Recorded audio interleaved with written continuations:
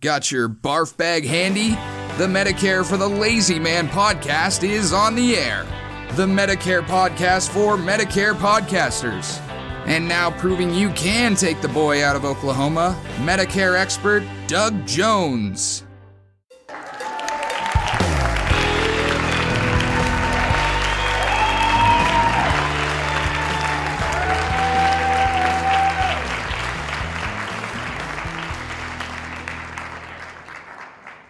Hello, everybody. It's time for another exciting episode of the Medicare for the Lazy Man podcast. And I am your Medicare expert. I'm in charge here now today. It's a pleasure to be greeting you. It's a pleasure to be talking about Medicare, because if I don't talk about it, who will? Well, as it turns out, there are a lot of people who will yak about it endlessly, but there's a method to my madness, and that is to try to make you feel comfortable and confident about the approaching Medicare crossover that you're going to have to perform at some point. And I make that my life's work.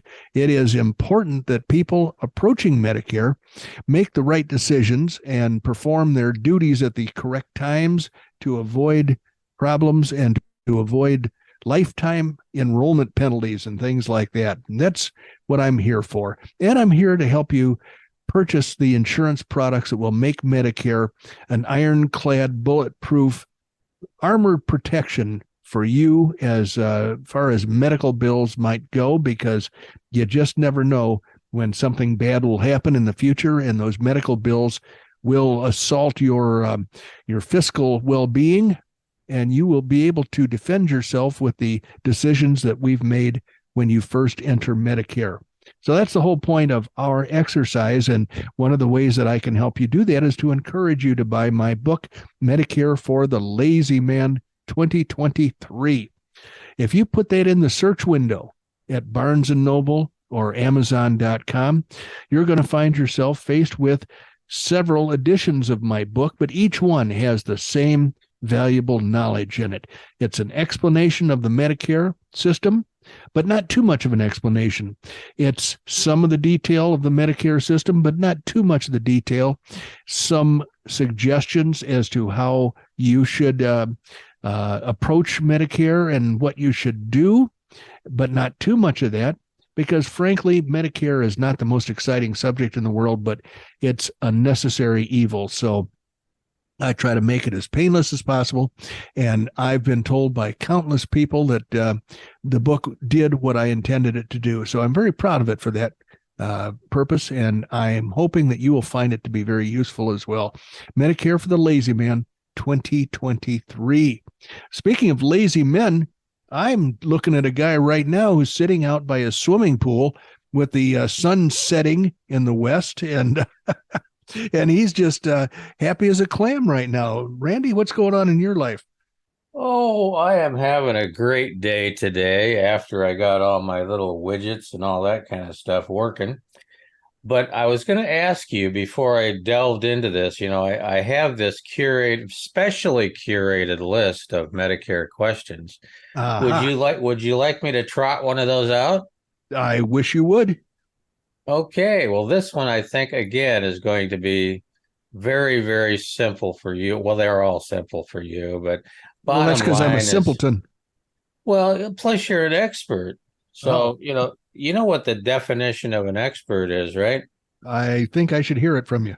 It's somebody from out of town with a briefcase. Okay, there you go. Well, that certainly would be an apt description of me, I guess. Yeah. So anyway, here we go. Take a drink of your soda and button your belt, because we are going to go after it. What happens to my Medicare plans when I move? Oh, that's fairly simple.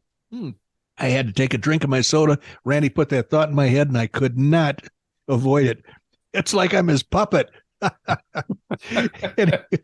Anyway, here's what happens when you move. If you were smart enough to follow my advice and get a Medicare supplement plan, nothing will happen to that. You will have that plan with you from the day you bought it until the day you either die or the day you decide to change out for a different one, whatever the reason might be for that. But I consider it unlikely. I try to help people to the extent that they purchase a plan from me that is high enough quality that they're never going to feel the need to get another one. And that plan is good everywhere in the United States and in all U.S. possessions.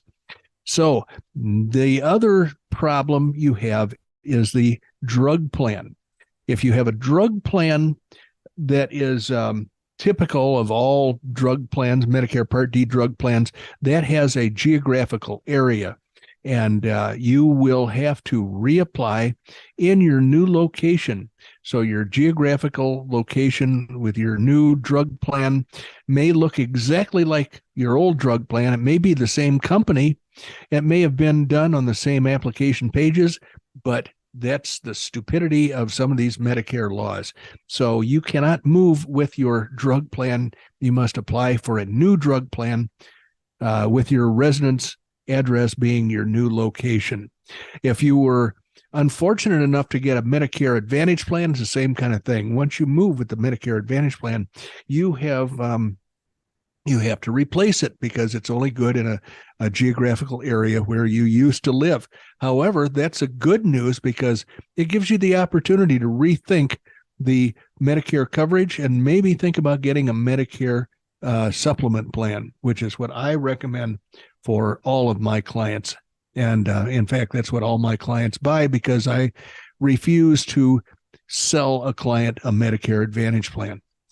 So that would be the answer, I think, Randy.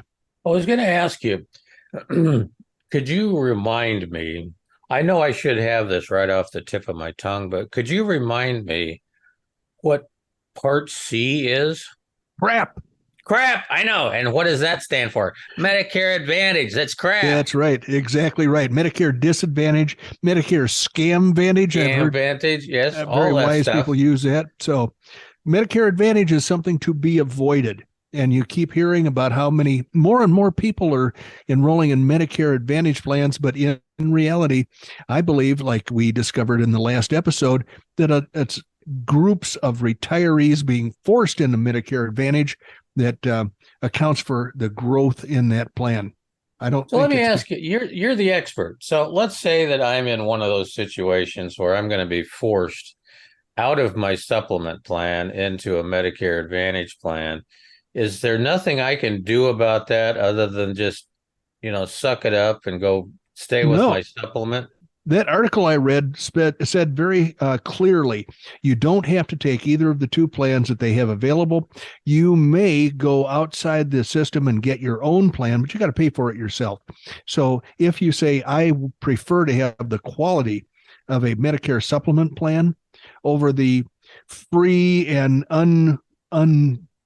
undisciplined and lackluster coverage provided by a Medicare Advantage plan, then you have to be willing to write that check every month. But if you talk to me, I can help you discover the world of high deductible Medicare supplement. It won't cost you very much. It's not very risky, but it saves you a ton of money in monthly premium. So that's what you would have to do is say, okay, sayonara to the retiree benefits and go out on your own. Now, granted, I am not the expert, but I've picked up a little bit of lingo working with you for the last several years. Would they be given a special enrollment opportunity if they wanted to jump ship and get out of that Medicare Advantage plan that they were being forced into? That's a beautiful thing about group insurance. Group insurance groups used to have all kinds of special deals because you got a group of people. The insurance company says, well, this acquisition of this client is very free of cost because a whole bunch of people are signing up at the same time. We don't have to pay a commission to the salespeople. We don't have to do a lot of things. So let's make a deal. And what they would do is they'd say, let's let people enroll in our plan. Normally, they'd have to answer a health questionnaire, but because there are so many of them coming in, let's forego that. So that would be one thing. You wouldn't have to be healthy. You could be marginally healthy and still qualify to get the Medicare supplement plan. I don't know if that happens now or not. I know that there are groups, people have Medicare supplement groups, but I've just never seen that in action, so I can't say for sure, but it would be worthwhile to examine if somebody allows you the opportunity to join one of those groups. Well, absolutely. I mean, regardless of whether you were forced into a Medicare Advantage plan group because of an employer situation or a retiree situation, I think your advice still holds true. I mean, it's still going to suck, being part of a Medicare Advantage plan. And bottom line is, just because you're part of a group doesn't really make it any better. Absolutely not. But the fact is, if you've got your freedom of choice and you want to retain your freedom of choice, then your only goal or your only opportunity to do that is to purchase your own Medicare supplement plan. If you can do it as part of a group that'll, still maintaining the freedom of choice that a Medicare supplement plan offers you, then so much the better. But I just don't see that out there growing on trees. So you're going to be on your own. But this is the whole thing I mentioned about in New York. There's a weird anomaly, that a legal atmosphere in the insurance business that forces the cost of a plan G to be much higher than it is almost anywhere else in the United States. Well, if you compare it to the high deductible plan G, all of a sudden that additional risk of taking the high deductible plan G has disappeared. But I'm the only one talking about it. And you know why? Because an agent like me lives on his commissions, and his commissions are a function of the amount the client has to spend for the product. So if I sell you a product that doesn't cost very much, I'm cutting my own throat. I'm cutting my own income. But yet I like it because you're going to stay with me longer. You'll be happier with the product that I sell you because it doesn't cost you very much. When premium increase time comes around, you're going to get a teeny tiny increase, couple of dollars a month maybe, instead of what that $300 or $400 plan G in New York premium would be. That would be like a $30 or $40 monthly increase. That's not going to make you very happy. So there are answers that can solve the problem, but they don't always involve groups. I wish there were groups that were available, but it's just not something I've ever run into. Well, thank you for answering that question. You know me, I've always got, some sort of question just rattling around in my head. And I know. While I'm talking, you're looking through old encyclopedias, hoping to find something. I know. Encyclopedia Britannica. Yeah, there you go. Yeah, they only weighed about 400 pounds. They came with a wooden case, and you couldn't find anything in them, no matter what you did anyway. I know. And then if your parents moved, they'd have to decide whether to leave that piece of lead behind or, and buy a whole new set at the new house or. Yeah. Well, I know they bought them because the Medicare Advantage guy. No. Well, I think that's kind of the same way. The Britannica guy. The Britannica guy, the Medicare Advantage guy, and the Duncan Yo-Yo guy. Yes. He used to come around to all the schools. He guaranteed my folks that I would turn out to be a genius, and see how disappointed they were. Well, fortunately, they can't complain about it now, but, that was kind of a dirty trick to play on him, wasn't it? Yes, it was. Well, I'm gonna go ahead and mute myself out because you've got a lot of work to do today. I've got a lot of stuff to talk about here, and we're not going to have time to get all of it taken care of, but I do want to say that there are interesting things going on in Georgia. I ran across this and I thought, oh my God, what if this problem were to spread into other states? I don't want it to. I'm pretty sure I don't want it to. But this article that I ran into basically says that there are big problems, and the state of Georgia Licensing Bureau, the Department of Motor Vehicles, DMV, has put out a request, and the request essentially it says, and I found the article here so I can be accurate with my depiction. The headline of this article and the request from the Georgia DMV, Department of Motor Vehicles, is, please wear clothes in your digital driver's license photographs, Georgia officials urge. Apparently in Georgia, you can take your own picture for your driver's license and send it in. And so there's a group of drivers in Georgia who, when they submit license pictures, photographs, they're taken without clothes on. So according to this article, your driver's license is not the right place for a spicy selfie. according to Georgia officials. The Georgia Department of Driver Services took to Facebook on Tuesday. This was the end of May 27th. They took to Facebook to remind drivers to keep their clothes on while taking photographs for a digital driver's license or ID. Please take pictures with your clothes on when submitting them for your digital driver's license. Now, when I had to go to the Phoenix, Arizona DMV earlier this year, because I was crossing over into another age bracket, and I had to go renew my driver's license. They wanted to make sure I could still talk and walk and everything else. There was a guy who basically said, smile, and took my picture. I wasn't allowed to submit my own picture of me, either clothed or unclothed. So I don't understand why in Georgia this is a problem. Georgia residents can use digital driver's license or ID in their Apple Wallet on an iPhone or an Apple Watch. Okay, so maybe it doesn't really go on their license per se. The digital IDs can speed up the process at selected TSA checkpoints. The digital document does not serve as a replacement for a physical ID. Several people responded to the Facebook post asking if it was a joke or if it was really happening. The department responded with memes suggesting it was a real issue. So just want to let you people in Georgia know that nudity is not appreciated by these officials. I've got a story to go along with that if we've got time, Doug. We always have time for your stories, Randy. Okay, so I'm going to apologize in advance because some people may consider this to be just on the edge of being a little off color, but I don't think anybody's going to be shocked. I'll let you know if I blush. So back in the day, Nebraska, where I'm from, used to let people put their own, personalized stuff on your license plate. And there was apparently a woman at the state was responsible for monitoring these and, trying to filter out the more spicy versions. Yeah, you've told me about this. Wasn't her name Gladys or something? It was Gladys Kravitz. There you go. Gladys Kravitz.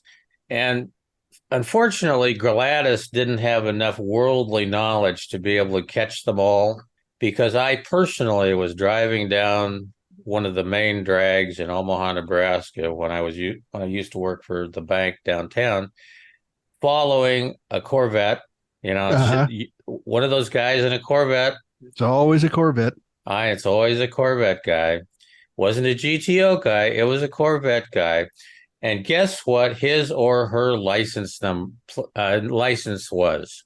Oh, you'll have to tell me. I vaguely remember this. Go ahead. It had something to do with the wad. One hot wad. There you go. One hot wad. The old memory is still working. It is. I looked at that. I'm going, oh, man. I'm not sure they let Gladys run that department for too much longer. But now that you're talking about the state of Georgia coming in with license pictures where you're somewhat lacking in formal clothing, I think one hot wad, that's a real simple one. I'm going to try that one next time I renew my license plates. We'll see what they're doing in Illinois to screen out people like me. But I will tell you that I had a meeting with several women that comprised the product selection committee for a large brokerage firm, and I wanted them to sell my product to their clients. And so I had a meeting with them, and I went through all of this stuff, and I didn't take a breath. I let them ask questions, but basically when I finished talking, I said, ladies, I've shot my wad. And I found out later that they were horrified and highly insulted. And I'm thinking of a shotgun wad. I used to reload my own shotgun shells when I had my own skeet range, and I went through a lot of ammunition. It was a money-saving deal to reload, and the wad is an important part of a shotgun load. That's actually the originating history of that term, but it has since been bastardized into another use. Nobody bothered to tell me that before this meeting with all of these uptight ladies. So, frankly, that's water under the bridge, and I found my niche in life. So, well, I should go on with some curated content, or else the content curator is going to be very disturbed. She's gonna shut you down like a bad habit. Yeah, she's gonna put the fear of God in me. So what else do I have? Oh, this is interesting. um, the headline of this little article is "Failed to pay your Medicare premiums. Now what?" Have you fallen behind in paying your Medicare premiums? Switching banks, falling ill, forgetting to update your mailing address are some of the most common reasons why people become delinquent in paying their Medicare premiums. Unfortunately, these situations could also leave you uninsured. Before panic sets in, be sure to review any letters you have received from your insurance carrier. Plans are required to send a written bill that includes a due date and your past due amount. If your premium continues to go unpaid, you will receive a second written notice that explains the consequences of delinquency, which includes policy termination. Now, if you missed your due date and have received your second written notice, you may still be in luck. All plans are required to offer at least a 2-month grace period to all members who have fallen behind on their payments. Be sure and contact your carrier as soon as possible to catch up on your payments and to avoid disenrollment in your plan. If you fall outside of your plan's grace period and fail to contact them, you will likely be disenrolled from your plan. However, Medicare has a good cause policy which will allow you to request your policy be reinstated if you can prove that you experienced exceptional circumstances that prevented you from making timely payments. To see if you qualify to be re-enrolled using good cause policy, contact your plan provider no later than 60 days after your policy termination date. If you are unable to get your policy reinstated, you may have to wait until the next annual enrollment period to pick up coverage. Keep in mind that if you owe a Part D late enrollment, that's a drug plan, late enrollment penalty and fail to pay it, Medicare will instruct your plan to disenroll you. If you have a standalone prescription drug plan or a Medicare Advantage plan that includes drug coverage, you could lose your plan. If you owe the government a Part D income-related monthly adjustment amount and fail to pay it, Medicare will instruct your plan to disenroll you according to CMS. A member may be disenrolled from a Medicare Advantage plan or employer group health plan if that plan includes their Medicare drug coverage. There are many things you can do to avoid non-payment cancellation. If you have a Medicare Advantage plan or prescription drug plan, you can elect to have your premiums taken directly from your Social Security check, which is very useful if you travel often or become ill or make changes to your bank account. You can also appoint a secondary person to receive cancellation notices in case you miss them. This can be done by filling out a simple form and taking it back to your carrier or sending it back. Many people find that creating an online account on their carrier's portal helps them stay in the know. That's like in the 1960s. Everybody was in the know and on the go. But in this case, creating an online account on the carrier's portal can help them stay in the know with their policies. Almost all carriers offer this free feature nowadays. Being in danger of policy termination is overwhelming, but staying on top of your insurance is the key to avoiding any mishaps. So, I have been corresponding occasionally with clients of mine, potential clients, new clients, old clients that have new questions. And so I've asked the curator, the content curator, to save a couple of these things. And one question, this comes from a guy named Bill. And he said, high deductible plan G's coverage of the hospital plan A deductible, does it get paid up front or only after the $2,700 deductible is paid? And I said, for example, if your first medical bill, he said, going on with his question, if your first medical bill is for a hospital stay of 1 to 60 days and the only charge is the $1,600 deductible, is that paid out of pocket by the patient or is it paid by the Medicare supplement plan, in this case, high deductible plan G? In my example or picture that he included, the first section shows out of pocket for the $1,600. The second section, this is a very particular guy who has a lot of intellectual curiosity about these things, but it points up the fact that the description of the items that are eligible for payment does not include the Part B as in boy annual deductible, but yet the description of the high deductible plan G definition is that that deductible, although won't be paid, it will be calculated when adding up the expenses. And when the person gets to $2,700, the plan pays 100% for the rest of the year. So it won't be paid to you, but it'll be credited to you. And so I answered Bill by saying if there were some Part B as in boy charges earlier that same year, let's say $10,000 of charges, the insured would have paid $2,000 in 20% coinsurance. Plus, he would have been credited with the $226 Part B deductible.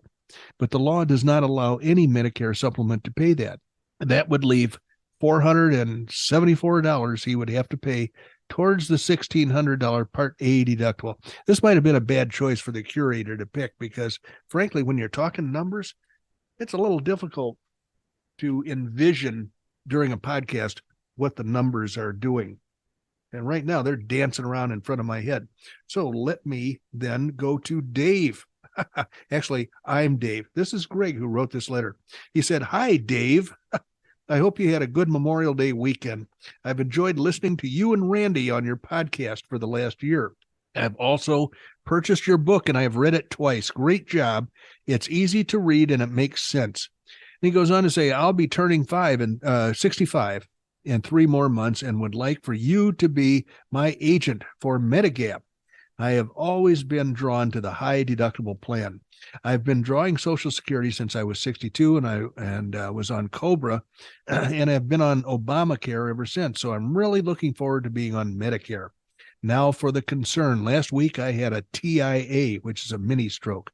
Within 5 hours, I was back to normal and I have remained this way for the past week. After spending 2 days in the hospital, no blockage could be found.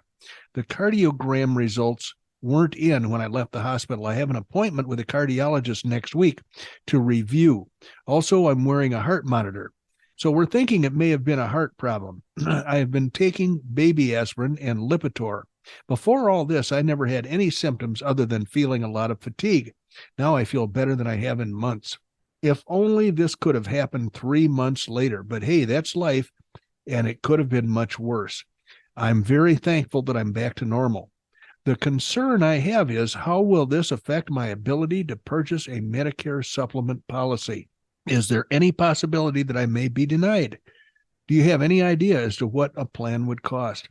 I appreciate any comments and recommendations you can provide." And this is signed by Norman, and he didn't give me permission to mention his full name, but he has good news headed his way. I was able to tell him that your physical history, your health history, since you're turning 65, will not be a factor in being able to pick out the plan that you want. You can have any plan you want. It'll be guaranteed issue. And then when you ask me how much it's going to cost, and you've already said the high deductible plan is your choice, well, you're going to find out that the cost is going to be very minimal, and you're going to be a happy camper. It's my pleasure always to share good news like that with people. And it was somewhat displeasing that I just looked at the clock on the wall and I find out that we're out of time again. How quickly the time goes. Maybe it's because we have so much fun, Randy. Well, we only have 75 cents worth of time. Well, that's true.